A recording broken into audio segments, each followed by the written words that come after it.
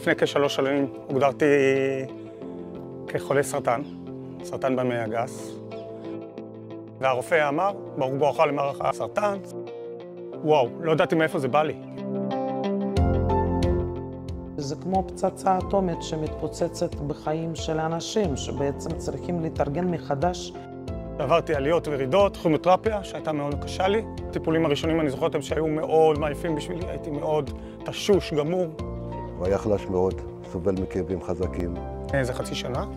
פנו אליי הרופא המשפחה, סיפר לי על חברה שנקראת שר"ן, שיכולים לבוא לתת לך טיפול ביתי, ללא עלות. אם זה רופא שבא לבקר אותך פעם ב10 ימים, אח פעם בשבוע, ועובדת סוציאלית שמלווה אותך. לא היה לבטים לרגע. לשמחתי זכיתי בצוות, אני לא מוותר עליו. נוצר פה חיבור שהוא מעבר לטיפול רפואי. הוספיס זה נישה מיוחדת. אתה מוצא אדם במצב של חולי, ואתה חייב לתת את המענה ולהיות שומר הסף של המטופל. ואז התחלנו טיפול לשיפור איכות חיים, למנוע סבל וכמה שאפשר לעזור.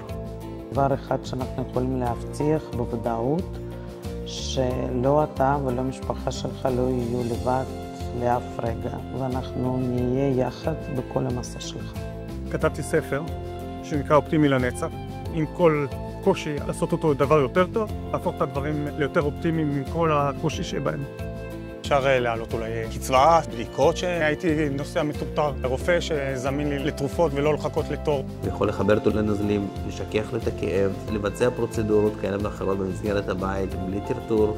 פחות סיבוכים, פחות זיהומים של בתי חולים. ואז מלווים עם כל המשברים, עם כל החששות, עם כל הקונפליקטים. שהמשפחה תבין שיש להם גם עם מי לדבר. בקשר צמוד בטלפון, גם בשעות היום, גם בשעות הלילה. אנחנו כצוות מדברים בינינו כל היום, והמטופל מרגיש מוקף, שזה צוות שלו. לא מדובר פה במסלול שהוא מסלול מרפא, אבל בהחלט מסלול שהוא משפר רמת חיים. שר"ן נותנים לי את המסגרת, נותנים לי מעטפת, משפחה.